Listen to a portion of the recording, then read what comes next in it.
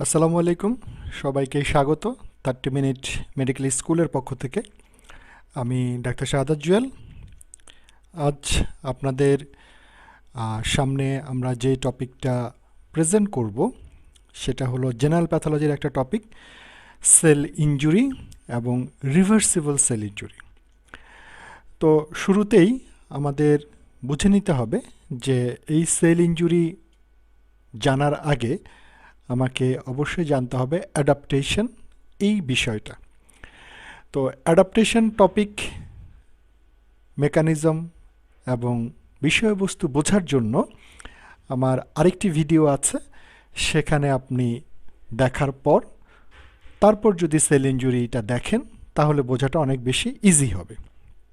তো শুরুতেই আমি বলে নিতে চাই যে আমাদের এই ক্লাসগুলো হলো প্রফ ওরিয়েন্টেড, যেখানে রিটেন কোশ্চেনগুলো আসলে কেমন আসে, অথবা আমরা যেই ছোট্ট টপিকগুলো নিয়ে ধীরে ধীরে আলোচনা করব সেখানে ভাইভা কোশ্চেনগুলো কেমন হয়, এবং এই ক্লাসগুলো ফলো করলে ভাইভা প্রশ্ন এবং রিটেন প্রশ্নগুলো এবং প্যাথোলজি বোঝার জন্য খুব গুরুত্বপূর্ণ ভূমিকা পালন করবে। এবং আমরা অনেক সময় দেখা যায় যে অনেক কিছু মুখস্থ করে পড়ি, কিন্তু এটা যে কত ইন্টারেস্টিং প্যাথোলজি, অ্যানাটমি, বায়োকেমিস্ট্রি, প্রত্যেকটা সাবজেক্ট, তো এই জায়গাগুলোতে একটু সময় দিতে হবে। তো 30 মিনিট মেডিকেল স্কুলের লক্ষ্যই হলো যে টপিকগুলো বুঝে পড়া, পরীক্ষামুখী করে পড়া, এবং তারই আলোকে আজকে আমরা এই টপিকটা নিয়ে এসেছি যে সেল ইনজুরি। এটা একটু বড় টপিক, তার মধ্যে রিভার্সিবল যে সেল ইনজুরি সেটা নিয়ে আমরা কথা বলবো। তো এই ছোট্ট ক্লাসের শুরুতেই আমাকে আগে জেনে নিতে হবে যে আমাদের কি বই প্রয়োজন আসলে প্যাথোলজি পড়ার জন্য বা এই ক্লাসগুলো ফলো করার জন্য।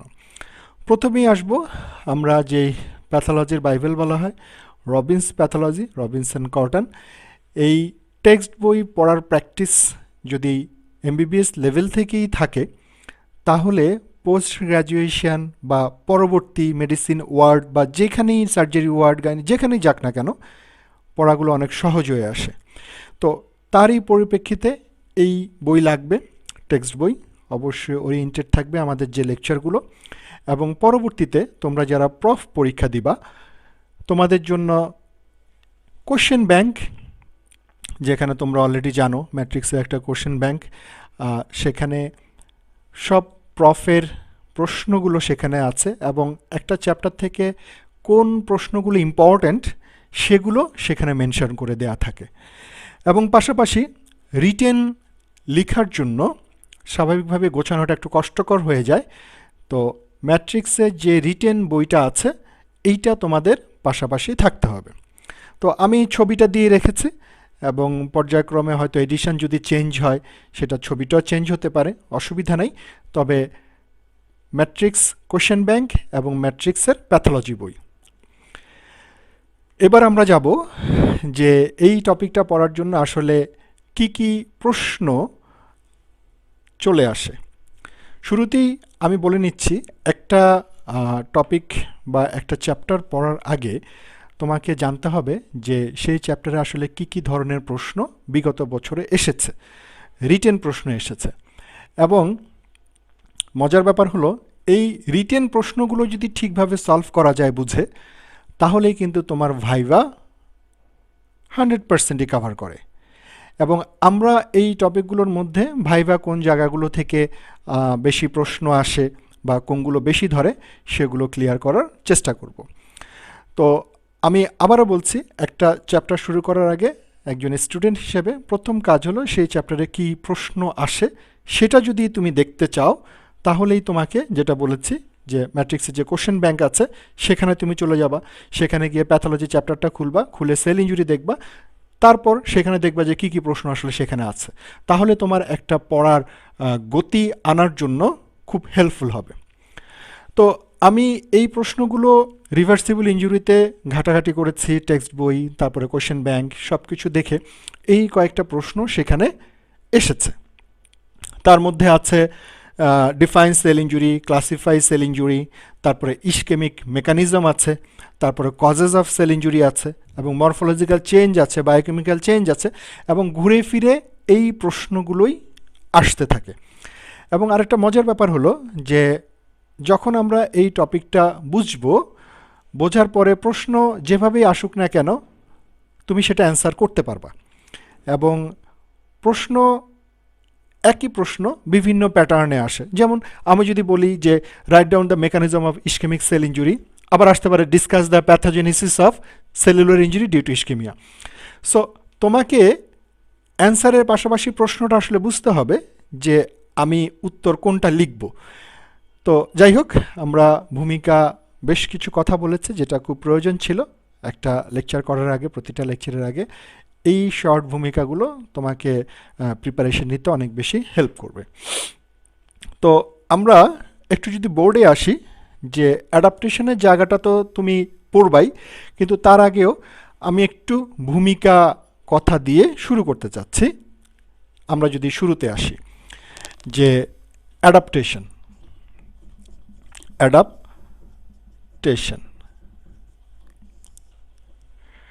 ছোট্ট করে বলবো, তোমরা যখন পুরো ভিডিওটা দেখবা তখন তোমাদের জন্য আরও বেশি ইজি হবে। তো একটা অ্যাডাপ্টেশন বিষয়টা কি, বইপত্রে যেসব লেখা আছে অবশ্যই সেটা তুমি রিটেন খাতা বলো বা ভাইবা বোর্ডে সেভাবে দিবা, কিন্তু সেটা আসলে লেখার জন্য, বোঝার জন্য আমাদের এই ভিডিওগুলো করা। তো আমি বইপত্রের ভাষার মধ্যে খুব একটা সমন্বয় করব এবং নিজেরা যাতে বুঝতে পারি সেভাবে কথাগুলো বলার আমাদের চেষ্টা থাকবে, আমাদের প্রতিটা ভিডিওতে সেভাবে চেষ্টা থাকবে। অ্যাডাপ্টেশন হলো, এটা একটা রিভার্সিবল চেঞ্জ। রিভার্সিবল মানে হলো যে আগের অবস্থায় আবার ফেরত আসতে পারে। আচ্ছা, দ্বিতীয়ত হলো যে এইখানে দুই ধরনের পরিবর্তন হয়। একটা হলো যে স্ট্রাকচারাল পরিবর্তন, দুই নম্বর হলো ফাংশনাল পরিবর্তন হয়, ফাংশনাল চেঞ্জ হয়। তাহলে আমি আসি যে অ্যাডাপ্টেশন বিষয়টা কি, আমি যদি একটু বাংলায় বলার চেষ্টা করি, যে তুমি একটা সেলকে ইরিটেট করছো। এখন কিভাবে ইরিটেট হতে পারে? সেটা হতে পারে সিগারেট খেয়ে আমরা রেসপিরেটরি এপিথেলিয়ামে ইরিটেট করছি, তো এটা তো আসলে ভালো কিছু না। তাহলে সেল চেষ্টা করে একটা নির্দিষ্ট সময় পর্যন্ত সমন্বয় করে তার কাজগুলো চালিয়ে যেতে। একটা পর্যায় পর্যন্ত যখন সিগারেটটা আসলে ছাড়ছে না বা কোনো মেজার নেওয়া হচ্ছে না, এরপরেই তৈরি হয় আসলে ইনজুরি। তো অ্যাডাপ্টেশন হলো একটা সেলকে তুমি ডিস্টার্ব করছো, সে ডিস্টার্বটা মানিয়ে নিয়ে তার কাজ করার চেষ্টা করছে, একটা নির্দিষ্ট সময় পর্যন্ত সে চেষ্টা করে, দ্যাট ইজ অ্যাডাপ্টেশন। এটা হলো সহজ বাংলা। এরপরে তুমি এই কনসেপ্ট মাথায় নিয়ে তুমি যদি অ্যাডাপ্টেশনের সংজ্ঞা পড়ো, তাহলে তোমার জন্য বিষয়গুলো খুব ইজি হবে। আমরা কিন্তু মুখস্থ করা সেভাবে প্রয়োজন নেই। এখন কথা হলো, আমি যদি আরেকটা এক্সাম্পল তোমাকে দেই, মনে করো আমাদের বাসার বাথরুমের পানির কল, টুপটুপ করে পানি পড়ছে। এখন সেটা যদি 2 মাস 3 মাস ধরে পানির কল থেকে টুপটুপ করে পানি পড়ে, তাহলে মেঝেটার কি অবস্থা হবে? বাথরুমের মেঝে, সেখানে একটা খয়েরি রঙের কালার আসবে, সেখানে শ্যাওলা জন্মাবে। এটাকে আমি অ্যাডাপ্টেশনের সাথে তুলনা করতে পারি। এবং মনে করো এই পানির টপ টপ করে যদি পানি পড়াটা 10 বছর 20 বছর পর্যন্ত পড়তে থাকে, তাহলে কি হবে? তাহলে মেঝেটা কিন্তু গর্ত হয়ে যাবে, সেটাই হলো ইনজুরি। দেখো না, এই যে বড় বড় ঝর্ণাগুলো উপর থেকে যখন পানি পড়ে নিচে পাথর পর্যন্ত ক্ষয় হয়ে যায়, তো এই ফুটা হয়ে যাওয়া, ক্ষয় হয়ে যাওয়া, দ্যাট ইজ ইনজুরি। এটার সাথে যদি আমরা সমন্বয় করি, এখন এই অ্যাডাপ্টেশনের জায়গাটাতে আমি 3টা কথা বলেছি। একটা হলো রিভার্সিবল চেঞ্জ, এটা যেমন মেঝেতে যে শ্যাওলা পড়েছে, স্টেন পড়েছে, আমরা ঘষে কিন্তু আবার আগের অবস্থায় মেঝেটাকে নিয়ে আসতে পারি, তাহলে এটা রিভার্সিবল। আচ্ছা, এখানে 2 ধরনের পরিবর্তন হয়। একটা হলো স্ট্রাকচারাল পরিবর্তন হবে সেলের, আর একটা স্ট্রাকচারাল যদি পরিবর্তন হয় সেলের, তাহলে সেখানে ফাংশনেরও পরিবর্তন হবে। আচ্ছা, কেন হবে? কারণ হলো 2টা। একটা হলো ফিজিওলজিক্যাল কজ, আরেকটা হলো প্যাথোলজিক্যাল কজ। একটা হলো ফিজিওলজিক্যাল কজ, যেটাতে হয়তো আমাদের খুব একটা সমস্যা না, কিন্তু প্যাথোলজিক্যাল কজ যদি হয় তাহলে সেটা হলো সমস্যা। এখন এই অ্যাডাপ্টেশন পড়তে গিয়ে তোমার মাথায় এই 5টা শব্দ ঘুরপাক খাইতে হবে। সরি, একটা হলো রিভার্সিবল চেঞ্জ, স্ট্রাকচারাল পরিবর্তন, ফাংশনাল পরিবর্তন। কেন হয়? ফিজিওলজিক্যাল কারণে এবং প্যাথোলজিক্যাল কারণে। এরপর আমি অ্যাডাপ্টেশন নিয়ে ছোট্ট আরেকটু কথা বলবো। এটা টাইপসগুলো নিয়ে আমরা যদি একটু কথা বলি, তারপরে আমরা ইনজুরিতে চলে যাব। এটা টাইপস হলো 4টা। একটা হলো হাইপারট্রফি, 2 নাম্বার হলো হাইপারপ্লেশিয়া, 3 নাম্বার হলো অ্যাট্রফি, লাস্ট ওয়ান হলো মেটাপ্লেশিয়া। ঠিক আছে? তো এই 4 ধরনের অ্যাডাপ্টেশন হয় এবং এটার বিস্তারিত বর্ণনাগুলো আমরা আগের ভিডিওতে দেখে আসব। এইবার আমরা আসি সেল ইনজুরির যে বিষয়টা, সেটাকে আমি তোমাকে একটু ধারণা দিতে পেরেছি। ওই যে গর্ত হয়ে যাওয়া, সেটার কথা বলছি। এখন আমরা যদি পরবর্তী একটা ফ্লো চার্টে আসি, এটা হলো নর্মাল সেল। এটা রবিন্স থেকে ফ্লো চার্ট নেওয়া, এবং তোমাদের সবচেয়ে বড় সুবিধা হলো এই লেকচারগুলোতে তোমরা রবিন্স বইয়ের সাথে ভালো একটা পরিচিতি পাবে। এই নর্মাল সেলে যদি আমি একটা স্ট্রেস দেই, ইরিটেট করি, তাহলে সে অ্যাডাপ্টেশন একটা নির্দিষ্ট সময় পর্যন্ত সে অ্যাডাপ্ট করতে থাকবে, তার কাজ পরিচালনা করতে থাকবে। এবং এর পরবর্তীতেও যদি আমি তাকে স্টিমুলাস বা স্ট্রেসটা দিতে থাকি, তখন হয়ে যাবে সেল ইনজুরি। এবং এই ইনজুরি হওয়ার পরে 2টা টাইপস, একটা হলো রিভার্সিবল ইনজুরি আর একটা হলো ইরিভার্সিবল ইনজুরি। রিভার্সিবল ইনজুরি যেটা, দেখো, সে কিন্তু আগের অবস্থায় ফেরত যেতে পারবে যদি ইরিটেশনটা আমরা বন্ধ করে দিই, যদি আমরা সিগারেট খাওয়াটা বন্ধ করে দিই। কিন্তু যেটা ইরিভার্সিবল, যদি একবার সেল চলে যায়, সেখান থেকে কিন্তু আগের অবস্থায় ফেরত আসার আর কোনো সুযোগ নাই। তো এই ইরিভার্সিবল কন্ডিশন কি কি আছে? একটা হলো নেক্রোসিস বলি আমরা, একটা হলো অ্যাপোপ্টোসিস। এবং এই ইরিভার্সিবল নিয়ে আমাদের অন্য একটা ভিডিও থাকবে, সেখানে আমরা এটার বিস্তারিত জানতে পারবো। তাহলে আজকে আমাদের পড়ার জায়গা হলো এই রিভার্সিবল ইনজুরি, এই অংশটা।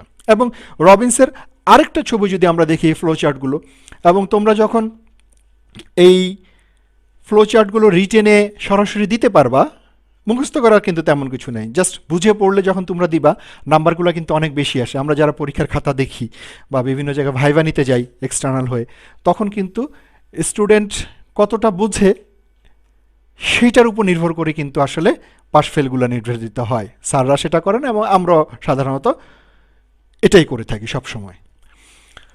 নর্মাল সেল, রিভার্সিবল, ইরিভার্সিবল, এবং ইরিভার্সিবলের মধ্যে একটা হলো নেক্রোসিস আর একটা হলো অ্যাপোপ্টোসিস। এইবার আমরা যাব হলো ডিফাইন সেল ইনজুরি। এবং দেখো যে এই সেল ইনজুরির যে ডেফিনিশন এখানে আছে, আমি এতক্ষণ বাংলায় যে কথাগুলো বলেছি সেটা যদি তোমার মাথায় থাকে, তাহলে এই ডেফিনিশন মনে রাখা তোমার জন্য কিন্তু খুব একটা কঠিন কাজ হয়ে উঠবে না। এবং আমি যখন ভাইভা পরীক্ষা নিতে যাই, সরাসরি ডেফিনিশন কিন্তু বলতে পারাটা আমি বিশ্বাসী না। আমি বুঝিয়ে বলার কথা বলি যে সে আসলে বুঝতে পেরেছে কিনা।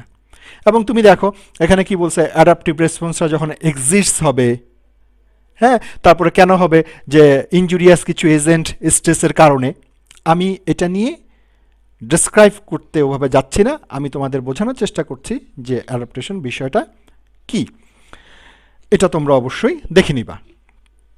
এর পরবর্তীতে আমরা যদি যাই ক্লাসিফিকেশন জায়গাটা, যে classification of sell injury, already আমরা সেটা নিয়ে কথা বলেছি। একটা হলো ফ্লো চার্টে অলরেডি দেখিয়েছি, একটা হলো রিভার্সিবল সেল ইনজুরি আর একটা হলো ইরিভার্সিবল সেল ইনজুরি। তো এই রিভার্সিবল সেল ইনজুরি আবার 2টা টাইপস, একটা হলো সেলুলার সোয়েলিং আর একটা হলো ফ্যাটি চেঞ্জ। এবং যেটা ইরিভার্সিবল সেল ইনজুরি, একটা হলো নেক্রোসিস আর একটা হলো অ্যাপোপ্টোসিস। আমরা যদি যাই যে এই সেল ইঞ্জুরিটা আসলে কেন হচ্ছে, এই সেল ইঞ্জুরি হচ্ছে বিভিন্ন ফিজিক্যাল এজেন্টস আছে, বিভিন্ন কেমিক্যাল এজেন্টস আছে, তারপরে ইমিউনোলজিক্যাল ইনফেকশন, হ্যাঁ, তারপরে জেনেটিক কিছু কারণ আছে, সবগুলোই কিন্তু পয়েন্ট আকারে সেখানে লেখা আছে। এখন তোমাকে শুরুতেই আমি বলেছি যে একটা যখন তোমরা যে কোনো টপিক পড়বে অ্যানাটমি থেকে একদম মেডিসিন পর্যন্ত, শুরুতেই তোমাকে জেনে নিতে হবে যে ওইখানকার টেক্সট বই কী আছে, এবং সেখানে যে রিটেন ম্যাট্রিক্সের যে বইটা আছে সেটা পাশে থাকবে, এবং কোশ্চেন কী কী হয় সেটা পাশে থাকবে। দেন এগুলো কিন্তু টেক্সট বইয়ে বর্ণনা করে দেওয়া আছে, ম্যাট্রিক্স রিটেন বইটা থেকে এখানে ডেসক্রিপশন দেওয়া আছে। তো আমি যদি হেডিংটা তোমাকে বুঝাই দিতে পারি, ডেসক্রিপশনটা কিন্তু তুমি নিজে পড়ে নিতে পারবা। আচ্ছা, আমরা নেক্সট যদি যাই, এই যে একটা ছবি দেখছি রিভার্সিবল সেল ইঞ্জুরি, এইখানে যে ইস্কেমিক যে মেকানিজম আছে সেটা নিয়ে আজকে আমরা কথা বলবো।